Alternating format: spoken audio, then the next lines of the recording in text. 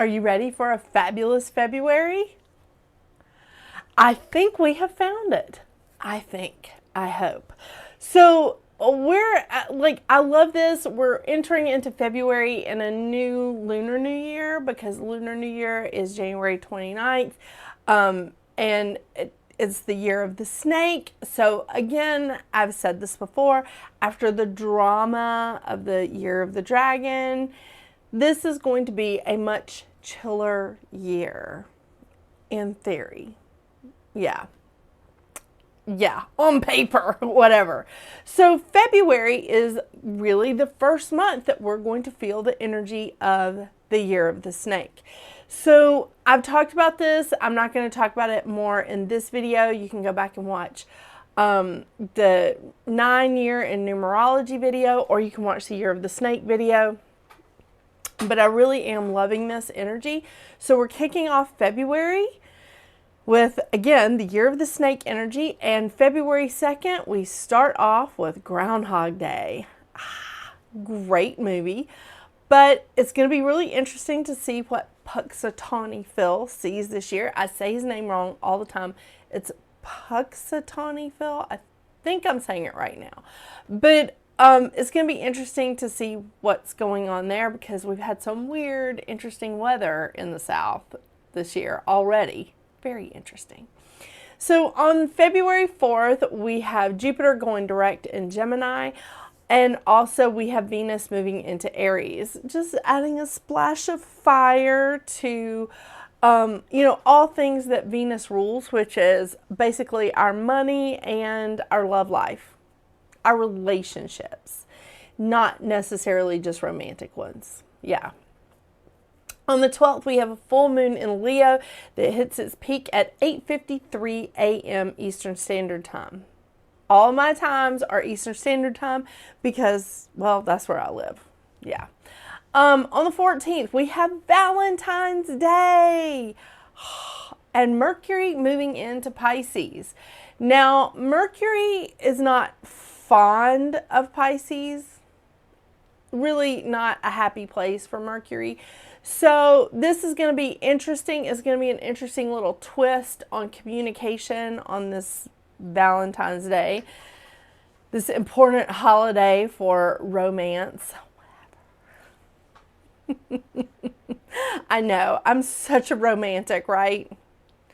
On the 18th, we have the sun moving into Pisces, joining quite the party in Pisces, by the way. Sorry, there's a hair tickle on my face. On the 23rd, we have Mars going direct in Cancer. On the 27th, we have a new moon in Pisces that hits its peak at 7:45 p.m. Eastern Standard Time. And I just want to say, this is quite the little party in Pisces this month. It is. But having Mars go direct from the 23rd until March 1st, this is our small window when we have all the planets direct. Now, planets in retrograde are not a bad thing. It is a time for us to enter the re-season, like I like to call it, where we reevaluate, we redo, we fill in the blank. Whatever you need to do, you reassess. And I think that this is the perfect year for us to not see a huge window of opportunity where all the planets are direct at once. 9 is all about rebirth. It's about living through some endings so that we can have some new beginnings, coming to a conclusion, because we are in a 9-year. And I think that, again, with the year of the snake, I've talked about this in other videos. I'm not going to go in a lot of detail here. But I think that this is a kind of a good year for us to not have this huge gap between retrogrades, between planets being in retrograde. Sometimes we'll have as much as 4 months of planets or 3 months of planets that are all direct at one time. But this year we don't. We just have a very small window just from the 23rd of February until March 1st. So that being said, We're ending February with one planet in fire, which is Venus in Aries, two planets in air, which is Jupiter in Gemini and Pluto in Aquarius. And Pluto should be camped out in Aquarius for a minute. 2044 is when Pluto comes out of Aquarius. So then we also have one planet and south node in Earth. So we have Uranus camped out in Taurus, and we have south node in Virgo. And in Pisces, oh my gosh, well, there's 5 planets and north node in water. And so we have Mars in Cancer, but Pisces is like the party hub, right? Because we've got North Node, Sun, Saturn, Mercury, and Neptune all in Pisces for this period of time. It's, yeah, if you got a lot of stuff in your chart that's in Pisces, you might want to check this out and see what's going on with you and what's happening with you this month. It's very interesting, very interesting. Okay, so the crystal of the month this month is selenite. Now, I realized that we had this crystal as the crystal of the month in October of 2044. Oh my gosh, 2024. What is wrong with me? I am drinking coffee. I am. But we had, in October of 2024, selenite was the crystal of the month. So the reason why selenite is coming back up at this time is because it's a great remover of negative energy, and it removes negative energy. It cleanses auras. It provides protection. It helps with releasing, a big component of being in the year of the 9 and in the year of the snake, for that matter. And it also helps to get rid, as I said, with negative energy, but it's also negative energy associated with emotions like mental and emotional pain. So this is a wonderful time to just sort of like use the selenite to cleanse, clear, release, so that we can move on and so that we can like have some new beginnings and some new wonderful things coming into our life. I'm going to read a tiny little snippet of it because I have read about this crystal before, but here it is. And I'll show you some more examples in just a second. But here is the basics. It works as a vacuum cleaner to purify and cleanse the aura. It opens and stimulates the crown chakra, bringing in the divine light of the cosmos. It allows you to move forward in strength. That, again, is 9 energy. It is. It connects to your higher self and the I am presence. It clears away the old and helps make way for the new, vibrant energy and a deeper spiritual connection. And I think that is just, it's about spiritual awakening. And I think that this is a fantastic year for that. I don't really think that there's a bad year for that. I really don't. But I'm just saying this is a pretty good year for that. So these are all the examples that I have for sale in my booth, and I just found out that someone published my website and there's nothing on it, so there's nothing new on my website right now. But this is the stuff that I have for sale. So I have some wands. This one has all the chakras on it, the chakra symbols, because it is really fantastic for clearing chakras. For that matter, this is a necklace, although my husband hangs it in his car. I also have one hanging beside my bed. It also has crystals that symbolize each chakra. I have some raw pieces of selenite. I have some smooth. This is also a wand. These are considered wands. I have a wand that has like a pointy tip. I love that. I have this thing that I sit other crystals on top of because it has a little divot in the center. I also have selenite bowls. I have some orange selenite, as you will see, that's moon and sphere. I also have some round ones. I didn't pull those out of my booth for this though. And I have some with the seed of life on them. I have some, like, I love these. They're just the perfect size. I know you can't see it with the reflection of the lights. This one has the Hamsa on it. Also great for protection. And this one is just a plain one, but I love the oval sort of shape. I just like those shapes. And then of course I have the rounds, and I have these in orange as well. But those are the ones that, like, I keep around. And I also, I have earrings. I have some jewelry. I have some earrings and some necklaces with selenite in them. These are things that I keep in my booth all the time. And I highly recommend that, like, you go check out, like, your local metaphysical store. I can tell you right now, they probably have a ton of selenite. And I also have an athame made out of selenite. I love it. Also something I use quite a bit. Yeah. Okay. So today I am also, like, as usual, I'm going to be pulling cards from the Goddess Guidance Oracle deck. If I can get this to get in focus. I know. My Canon has one job. And I'm also pulling from the Moonology Oracle cards by Yasmin Boland. Love these cards. And as I say almost every month, this is one of the, like, few decks that I read from the book, Yasmin Boland. And it's just because the book has so much information that I really feel like is vital when I'm pulling those cards. Everything else, just intuition. So that being said, I'm really excited about, like, moving into February and really getting the energy of this year of the snake. It's a very exciting time. It is. There's not a huge amount of transits happening in February, but the ones that are happening, I feel like it's really important.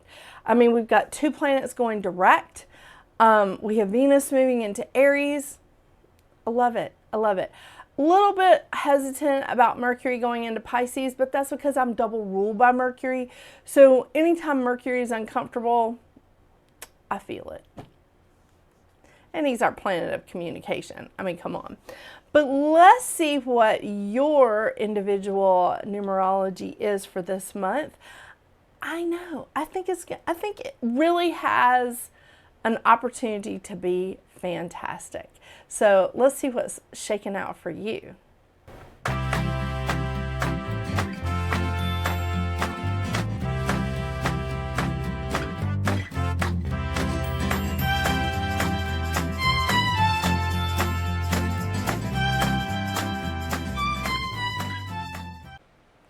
Well, hello, Life Path 6. February for you is an 8-month. And considering that we just came off of an 8-year, this should be something fairly easy for you to roll with. Well, I say that. On paper, it looks like it should be fairly easy for you to roll with. So, February is an 8-month. An 8, the vibration and the energy of the 8 is all about abundance. It's all about understanding that there's an infinite supply out there. This is about money, power, inspiration. You can have what you need. No one else is taking your portion. This is a time of setting an example of self-empowerment for others. It's a time of service. It's a time of karma and reaping what you've sown. I know. I think we all had a lot of that last year, didn't we? So much fun. So this is definitely a time of seeing the best in others, and it's a time of service.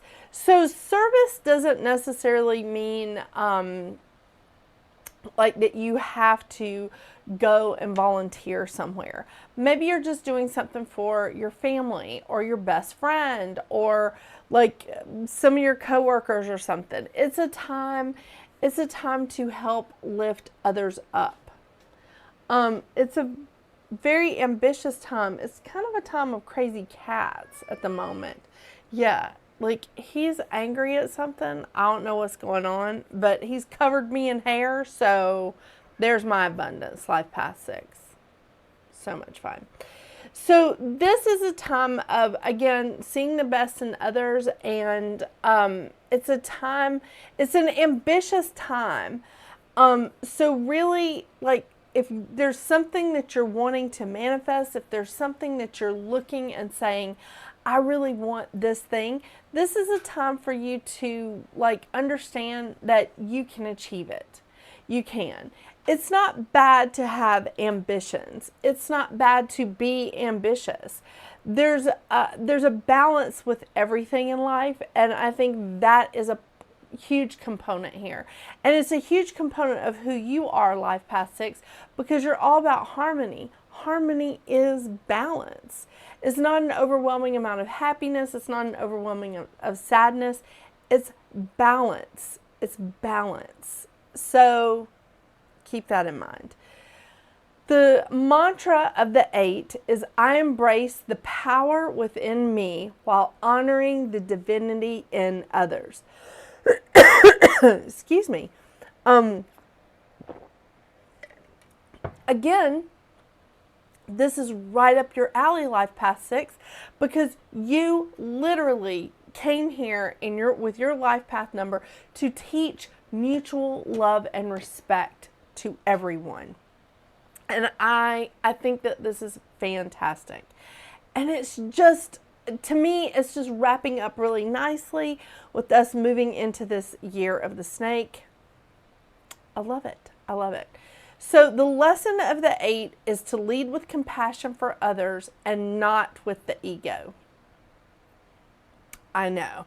That's why ambition is a good thing when we do have it in balance. When our ego leads, the ego is not, I don't feel like the ego is the brains of the operation. You know what I'm saying? Yeah. The shadow side of the 8 is feeling responsible for other people's choices. That is also in alignment with your shadow sides. Trying to fix others. Again, seeing a hint of that in the life path 6 shadow sides. Too much attachment to the material, and leading with the ego. So when you start feeling the inkling to take on extra responsibility, or to accept responsibility for other people's decisions or actions or whatever, or their choices, you really need to stop and think about this, life path 6, because this is a natural tendency of yours to want to do. You want to be that counselor, you want to be that friend, you want to help people out, but a shadow side is taking on their responsibilities, and that's not an answer, because you taking on someone else's responsibilities could be keeping them from learning a valuable lesson. So we don't want to do that. I want to remind you of your mantra, Life Path 6, which I am compassionate and generous, inspiring mutual love, respect, and truth. It's a good day. It's a good time to be a Life Path 6. Yeah, I love this for you. I really do. So remember, be your loving and compassionate self, Life Path 6. I think this is a great time for you, because you absolutely can set an example of self-empowerment, because you are a good counselor. You're a good teacher. You're all about family, community. You have incredible values, and you're pretty creative. All right, let's see what advice cards we have for you in this 8th month of February for you.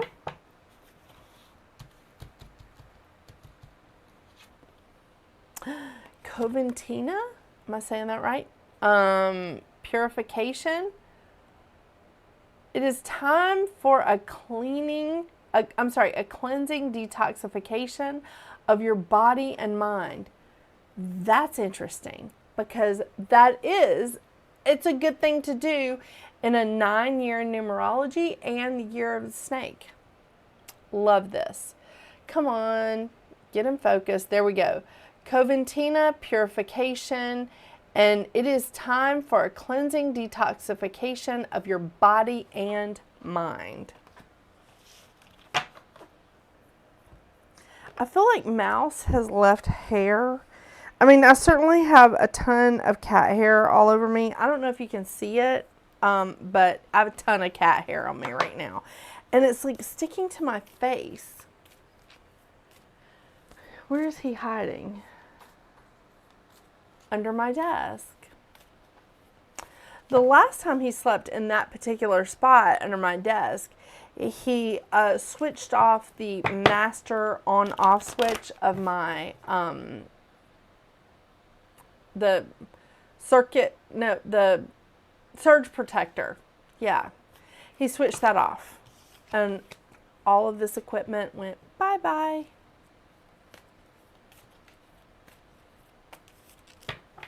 I'm not inviting that in. I'm not trying to manifest that. Okay, let's see what we got here.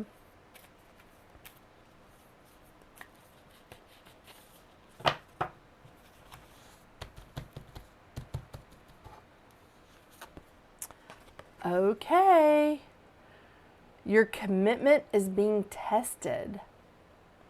First quarter moon.